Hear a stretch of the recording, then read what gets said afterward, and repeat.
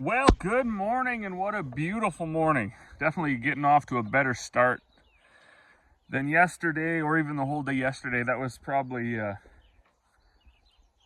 was a tough day yesterday. I finished spraying a bunch of the barley that I wanted to spray. I went north of town, and it was just a kind of a mixed bag of emotions, because when I went north of town, those 2 quarters of barley looked good, and then I came over and I was going to spray this barley on the other side of the bush over there. I'm half a mile away, and yeah, it was very depressing. That's our worst barley field, and then this here is our worst wheat field. So it's kind of stuff you gotta look at every day. I was relieved though. There was another 50 acres to the south here that actually looks pretty good. So whatever. And then Dad was out here yesterday too, and he was like, "Yeah, well, it's still got time. It's still got legs if we get some rain." And I was like, "Yeah, but what if we miss the rains? Then it's over." So of course it's all out of your control, but I did what I could. I left the bags out yesterday, and I left some chemical boxes out that shouldn't get wet, and I even left my shoes out. And yeah, this morning, so the deck is starting to dry off now, but I woke up at about 4 in the morning to the sound of water pounding down the rain gutters. So this was just barely over an inch. So I think we got maybe 2-3 tenths, because it was starting to evaporate. It was way down here. So pretty fortunate about that, I gotta say.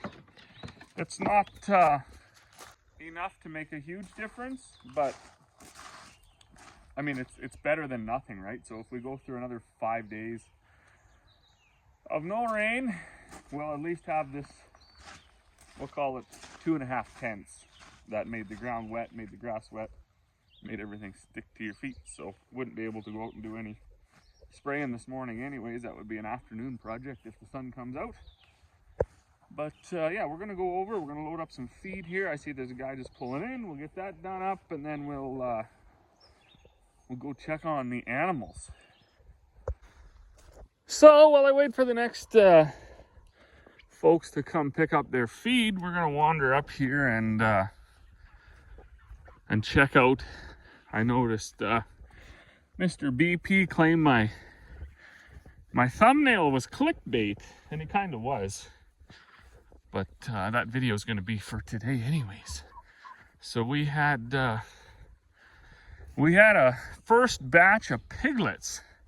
It's actually pretty exciting for me, because I was a town kid.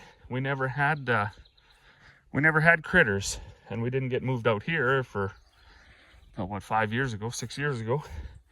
And even then we were only having like steers, or anyways, we didn't buy breeding pairs of anything. So to have a litter of piglets is actually pretty exciting. So we'll check out, see how everybody's making out. What do we got here? There should have been 10. Gotta kind of move this. See how Mama's doing here. 1, 2, 3, 4, 5, 6, 7, 8, 9. 3, 4, 5, 6, 7, 8, 9. Oh, there's one missing here.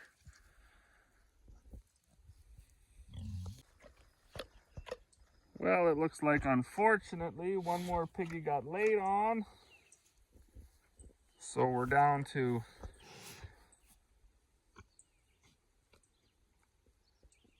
9 from 12. I guess that is what it is. Not sure why they do that. I guess they just don't know, right? They're clumsy. The whole thing around, farrowing crates and all that stuff did come up, but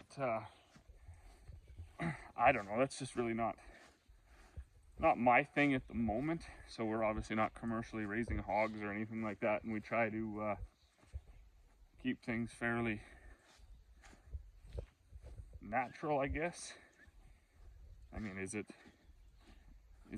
inhumane that your piglets get laid on and squished by their mom? Yeah, I guess it is, but it's probably you kind of just swapping one ethical argument or moral argument for another. I'm not sure a farrowing crate would work good for us anyways, so it is we just do regular checks, try to make sure we're doing the best we can on our end. Of course, the other thing too, I guess these guys can get pretty defensive, right? So you can't just be bothering the sow all the time either, right? Or you're gonna end up losing a digit or whatever, and I'm not sure that would be worth it. So we're just gonna we're gonna play this one out. I do know, and I've said this to a few people, certainly over the last day or two, that I've been, that I told we had piglets. I am not cut out to be a livestock producer, not in any way, shape, or form. And I do gotta hand it to the folks that can do all of this stuff, right? You can raise calves, you can raise hogs, you can raise whatever, lambs, goats, and you can stomach all of that loss, because that is the saying, right? If you have livestock, you have dead stock. And I just in order to work around the not having dead stock, I would just as soon not have livestock. Certainly not breeding livestock, right? I'm more of a buy them when they're already born, cut, trimmed, vaccinated, weaned, so all of the risk is out of there, and you mostly just get to watch them grow and fatten up. That's the livestock producer that I am. But at this point, we're gonna learn, and we're gonna learn with pigs. So our new tire and rim showed up the other day for a rock picker, so that's gonna be project today. Clean up those bearings, grease them up and everything, and then stick it on the rock picker over there so we can get that thing put back up and out of the way. Also, I've got an issue with the old sprayer here, and I don't know, I'm hoping it's just a leaking fitting. I'll try to hold this up there so you can see, but there was like oil from this air compressor. It wasn't like spraying out, but it had made see that little spot there? Anyways, some oil came out. I seen it when I finished up yesterday. So I did get the sprayer all cleaned out.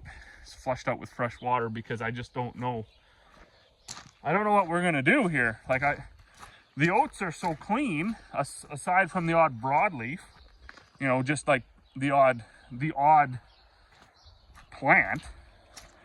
And even out in the wheat here, I expect that the rain is gonna bring on the wild oats. But at this point,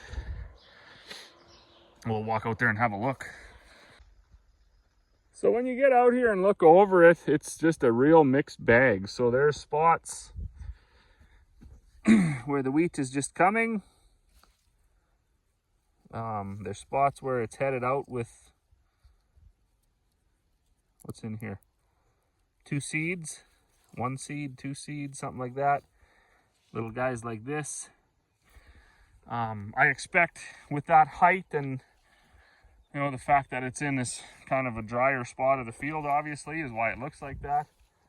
This won't even be harvestable. It won't even be salvageable. But then you get back into spots like this, where it isn't quite headed out yet, and it's like over your boots. So there is some height here, and these heads, when you do find them, are quite a bit bigger. Stuff like this. What do you got in here? You got 2, 4, 6, 8, 10, 12.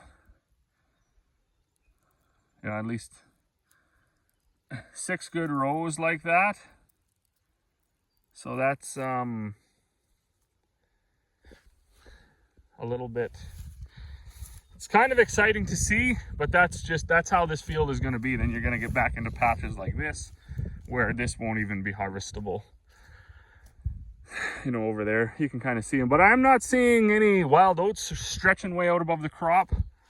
So these odd broadleaf weeds and stuff like that, and the odd thistle, it's just gonna have to be what it is, because there's nothing we can do about it. Like, the crop was so stressed that to spray it, one could argue you might have even killed it, or you certainly would have stressed it out even more.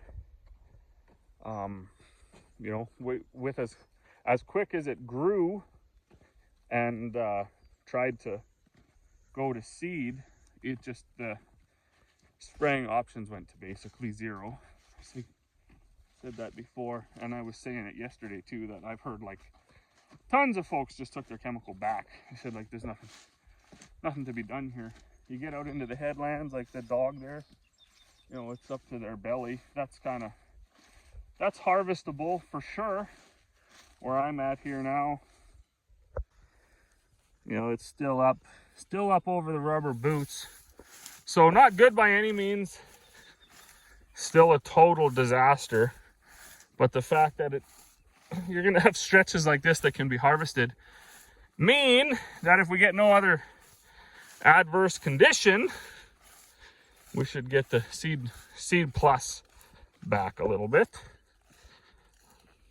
We'll just have to see as we go here where the weed pressure ends up. That's going to be a big factor, because those weeds are going to want to grab that available nutrients from the crop. I can't remember what video it was, maybe 3 ago. I was out here in the oats wondering how this could be so lush up to my knees. And then that's what, 1, 2, 3, 4, 5, 6, 7, 8, basically 9 feet in. And then you got 1, 2, 3, you know, basically the rest of the drill that's only coming now. Lots of volunteer canola too. I might actually be able to spray this one yet, spray these oats. They are taking their sweet time, and I'm thinking that might be for the best. Some of this stuff is going into shot blade right now. It's not good that you can see any stubble, but right, that just shows that the plant hasn't leafed out like it should. But what's growing in between it here? Oh, that's still some more on my headland. Where did that go to? All the way out to about here, it looks like.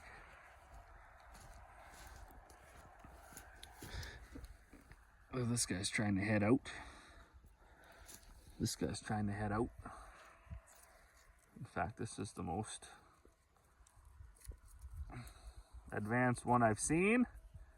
There's the oats hiding in the boot there. So yeah, this is actually getting probably past the point of spraying too. But it was a relief. You can still even see the dirt is pretty dry yet, but it does sort of clump when you squish it together. So that rain helped. Boy, there's lots of little weeds in there. I don't know what she had for chemical. I'll have to look in the book and see. Maybe a guy should spray this one today. So somewhere here, like that's oil, is I'm hoping this is fitting right here. That's where it seems to be bubbling out of. So we got to get this guard off of here, and then see if we can tighten that fitting up. Figure out how much shrapnel's got to come apart to get that all off of there. Lots of times the stuff is just clipped in. Maybe I don't even need wrenches. Hold on here. All right, well, I'm gonna go get some cleaner now, because I have a feeling this is where the issue is. External leaks are okay in my books. Easy to find, relatively easy to fix. I am not sure how these things get oiled though. That's one thing I'm gonna have to check. But it must have been like almost like high pressure spraying out of there. Or maybe there's a hole in that pipe. I don't know. Anyways, we need some cleaner, and we need actually that wash gun's right there. Maybe I'll just use that. wash it up and see what happens. Okay, well, I did stick a wrench on here and I got like a tiny bit of movement. I know this argument or complaint is old as time, but why do they got to do that? Where they stick everything in where you can't even tighten it, and then seals blow out, or O-rings or backup rings, and then they become loose and leak, and you got to dismantle half of the machine to tighten the fitting. You would think there would be more thought behind it than zero, but unfortunately it's basically zero every time. So I'm going to get a grease rag and I'm going to fire the sprayer up and see if while it's building air it leaks, or where it leaks from, or why it leaks at all. I just don't. I'll use this grease rag right here. Perfect. See what's going down here. Well, this is sure a frustrating situation. So the good folks at John Deere, while they were over designing all their POS guards, this was sitting in here, something like that. Not bolted in tight enough, I guess. So it rattled for, I think there's 2,000 hours on this sprayer now. And it actually wore, the leak is coming right from there. So it wore right into that line. Unbelievable. Like, what the hell? So stupid. You know, when this was touching, or when they, whatever. You actually see that quite a bit now with new machinery, at least in our experience, or, well, this is a 13, so let's say machinery that's within the last 15 to 20 years. They've tried to bundle everything up and make it look so nice and so pretty and so shiny for the ag show. And it's totally overdone. All it does is cause problem after problem after problem, because all of that shrouding, all of that guarding, all of that bundling of hoses, they get hot, they expand, they chatter all day long, they're rubbing, and yeah, usually within the first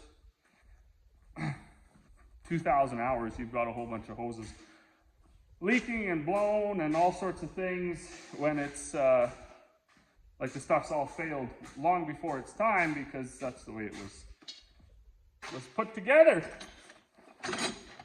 And you know, a guy always wants to be, independent. Hold on a sec. Independent of all things, but I've been saying for the last little while, we got to get some sort of intervention here, like at a provincial, federal, national, like global level, where we start to hold some of these manufacturers a little more accountable to the junk that they're building and they're designing and they're putting out there. That being said, I know there's so many producers that they just get right excited about shiny stuff. They just can't, they got to beat the door down to get in there and buy it. And it's all, I actually just dread it. Like I dread upgrading anything anymore, because it's supposed to be new, it's supposed to be better, and it's usually, sometimes it's more efficient, but it isn't a whole bunch better. So now I got to try to fish this line off. Most likely have to take half the machine apart, get that line off, and either replace it. I think I'll just braze it up. We've had pretty good luck doing that, so it doesn't look like it's a high pressure thing. It looks like it's just a, when I had the sprayer running, it was just kind of running out of there. So we'll just braze it up and hopefully that'll hold. All right, so that's the, I guess the old design flaw. Why they couldn't have just knocked those little ribs out of that guard, I don't understand when they seen it hitting here, but it worn through. So I'll fill that up with this brazing material. We've had fairly good luck with that in the past, especially on lines that aren't high pressure lines, but we've also done it on our backhoe quite a bit, because we don't always want to run to town. I'm going to see what they got. They won't, I doubt they'd have this, right? That's always the whole issue. is they don't ever stock much, so you just, I could wait, leave it sitting here and order the part, but I also like to put it together and see if it leaks. I'm not sure what kind of oil that takes or even where the oil reservoir is. That's something else we're gonna have to find, I guess. But we'll braise this up first. All right. I added a few dabs of braising material onto there, and then I give her the old pressure test. Bucket of water and the air hose, no bubbles. I don't know why it got so spotty there. These ones went pretty well. So I'm going to put that back on. I'm going to take that guard. I'm going to cut the friggin' things off that were rubbing against it so that don't happen, or bend it in, or at least, or something. And then I got to look. There must be I don't know what kind of oil this is, or where the reservoir is, or if there is a reservoir. It seems to be pouring out of the engine block, because that's where I just broke this ladder. Anyways, that's where it goes in, right there. So it goes right into the block, but I don't know what kind of oil this is, because it's not the engine oil's black. This is not black, so I don't know if that just circulates to cool down or what the scoop is. But I'm sure if I trace all these lines, I'll be able to find a fill hole or something. Maybe you just fill it right up there. Like, what is this? Isn't that like a fuel filter? What is it? I don't even know what that says.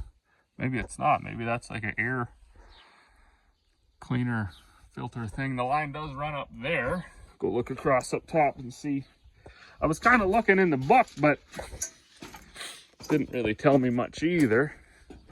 Maybe there's a reservoir up here. This is the line that goes right into the turbo. I just don't know. Certainly don't want to run anything out of oil. I better phone John Deere. All right, well, I just got off the phone with John Deere. They don't actually know where it comes from or goes to either, but he thought it was probably engine oil that lubed it, but it's so clear, like it's such clean oil that it really can't be. So, and I don't want to just fire it up with as much as leaked out there on the ground. Obviously it needs to be topped up. However you do that, like this big line, I'll trace that and find out where it goes. But it looks at this point like that's just oh no, it does. Maybe it is just hydraulic oil. I don't know. It goes, oh no, that's the air line. That goes all the way back to there. Okay, well, that ain't it. I don't know. That stuff is always confusing to me. I would think it would be impossible that the engine oil in the engine can be black, and the engine oil that's servicing this air compressor is not black, but there's got to be a, you see it dripping out of there. That's as clean can be. Good thing I had plugs for that. Anyways, I'm going to put this all back together while he looks up where this goes, and then he said he was going to call me back. So good job for them on a day like today. Well, good evening. I did get everything sorted with that air compressor on that sprayer. It was coolant leaking out of there. I don't even know if I showed you this, but when I took that line off, I did braise it up. There was yellow stuff. I thought it was oil. I don't know. You just, you make bad decisions and bad guesses when you are frustrated. So anyways, after an hour about trying to figure out what it was, I come to the conclusion now it's yellow coolant. So a bunch of it drained out, but I got the line fixed. I got it back on. Everything's back together. Dad was actually in town today. He had an appointment, so he picked up some more yellow coolant, I guess. Everything we run here is the red stuff, but to keep it the same, some people say it's really important. Some people say it doesn't matter. For the sprayer, we'll just buy what they want to put in it, and then we'll be good. So I've been rocking rubber boots all day because, well, it rained this morning. Oh, I gotta shut that water off. Hold on. It rained about 2-3 tenths this morning, and my shoes were outside. So I've been rocking rubber boots like an idiot all day. The people that have been coming to get feed are like, geez, you're optimistic, hoping for a miracle? Because, I mean, it doesn't rain that much. And I was like, hey, it rained here. Not enough to wear rubber boots in the yard, but enough that my shoes got wet, so I have to wear rubber boots. It is clouding up. It is hot. They did have thunder showers predicted. We didn't get any yet. But where did I put all these nuts and bolts? I should move this stuff a little bit. You know, I should actually just leave it all out so it just pours and ruins everything is what I should do. There's all the nuts and bolts for that guard. Put them up with my wrench. No, I won't. Already dropped one. All right. Broke the chair. I will put them all in this toolkit. Oh, I won't. Maybe I will. Latch her down. All right, they're all in there. I'm not gonna close anything up until Dad gets here. We'll fill it up with coolant, and then I don't know, maybe go check some fields tomorrow. The one fellow that was here today, he's like, man, stop looking. Like, you're supposed to seed it and go for a holiday for a month. And I said, yeah, I know, I'd already been back. I seeded this on the 1st of May. It looks like I seeded it 2 weeks ago. So, yeah, everybody can sympathize with you and have empathy for you, but there's nothing can be done, right? We're just living an actual agricultural nightmare right now.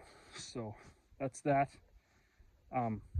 Still got 9 piggies out of 12, so that's a win for the first litter. I don't know if the kids were up there. They were at baseball. So they said they brought pizza back, and I'm still just feeling, I don't know, lazy, I guess. I mean, I did enough today. I got some feed and everything made, loaded out feed, fixed the sprayer, but I just don't have motivation. So I'm gonna go in and have movie night with the kids. As always, thanks for watching. We'll see you all on the next one.